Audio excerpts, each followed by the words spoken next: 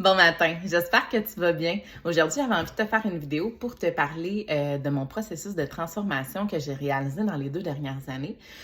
Pourquoi? Parce que j'ai envie de te parler de la petite chose que j'ai faite de différente qui m'a énormément aidé à grandir, à évoluer en tant que personne, puis également à atteindre les objectifs que je m'étais fixés.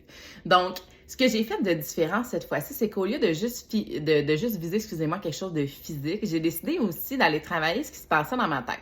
Ce que j'ai réalisé, c'est que souvent, quand on entreprend un processus de perte de poids, puis ça, je le dis par expérience, parce que j'ai essayé pendant tellement de temps, tellement d'années, à des âges complètement différents, puis à chaque fois, j'arrivais à vivre un échec. Pourquoi? Parce que je le faisais juste physiquement, puis je changeais pas ce qui se passait ici.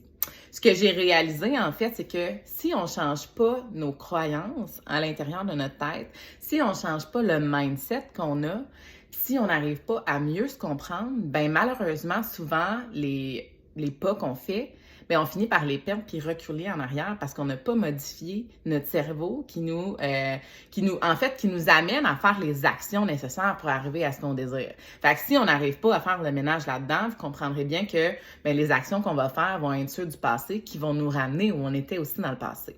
Fait que moi, c'est vraiment quelque chose dans lequel je me suis dit, OK, là, j'ai besoin d'investir pour travailler ce qui se passe dans ma tête puis arriver à mieux me comprendre.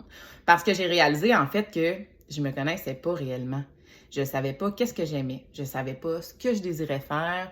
Je savais pas c'était quoi mes rêves, c'était quoi mes objectifs. Puis ça m'a amené à une énorme détresse intérieure quand je m'en suis rendu compte parce que j'ai comme fait, ben voyons donc, à 28 ans, je réalise que je me connais pas tant que ça.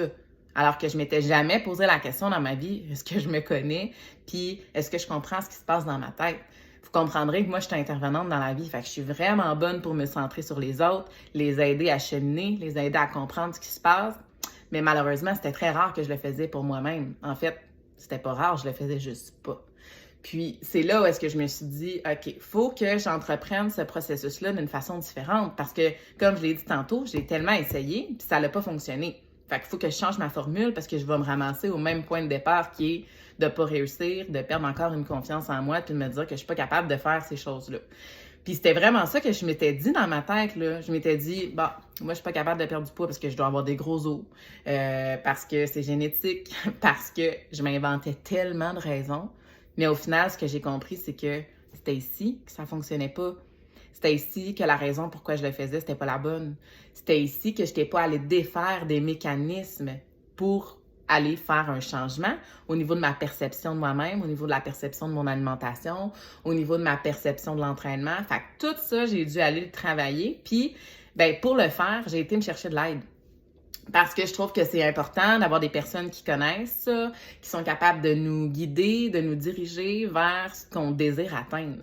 Fait que je vous cacherai pas, j'ai investi des milliers de dollars pour travailler là-dessus, mais pour moi, ça a tellement été rentable parce qu'aujourd'hui, je comprends qu'est-ce que c'est mon ego. Je comprends c'est quoi mon mindset. Je comprends comment le travailler.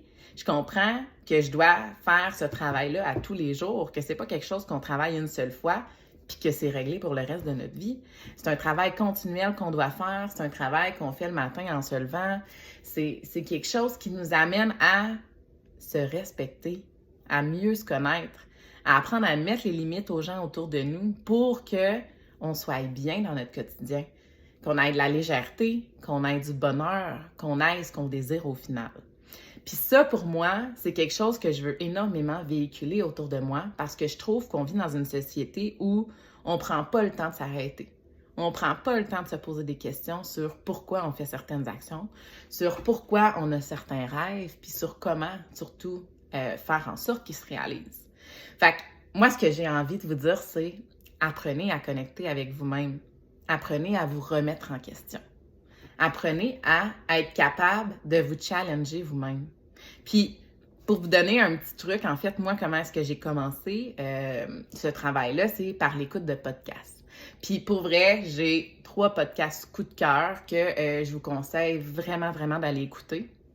Il y a celui de Mélisa Baudry, qui est Émotion, style et liberté, qui est vraiment intéressant. Ça nous amène vraiment une vision de la vie qui est différente, des remises en question aussi par rapport à qui on est, qu'est-ce qu'on fait puis qu'est-ce qu'on désire.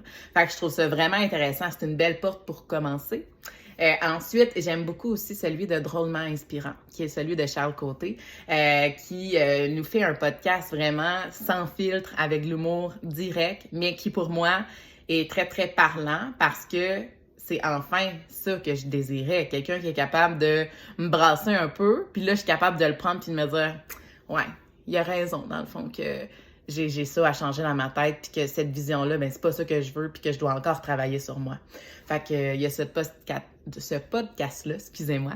Puis il y a également celui de Émilie Robida. Malheureusement, j'ai oublié le titre. Là, je pourrais le mettre en fait, je vais vous mettre les liens sous la vidéo, mais qui nous amène aussi à avoir une vision différente par rapport au coaching que je suis en train de développer dans mon entreprise, parce que c'est vraiment ça que je désire.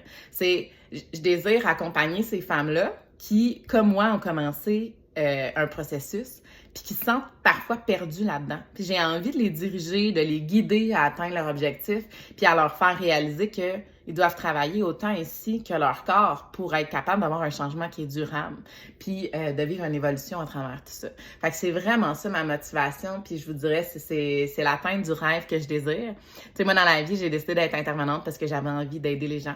J'avais envie qu'ils deviennent la meilleure version d'eux-mêmes, puis là, je me rends compte que je suis capable de faire ça aussi via l'entraînement, via les réseaux sociaux. Fait que c'est pour ça que j'ai envie de toucher au plus de gens possible.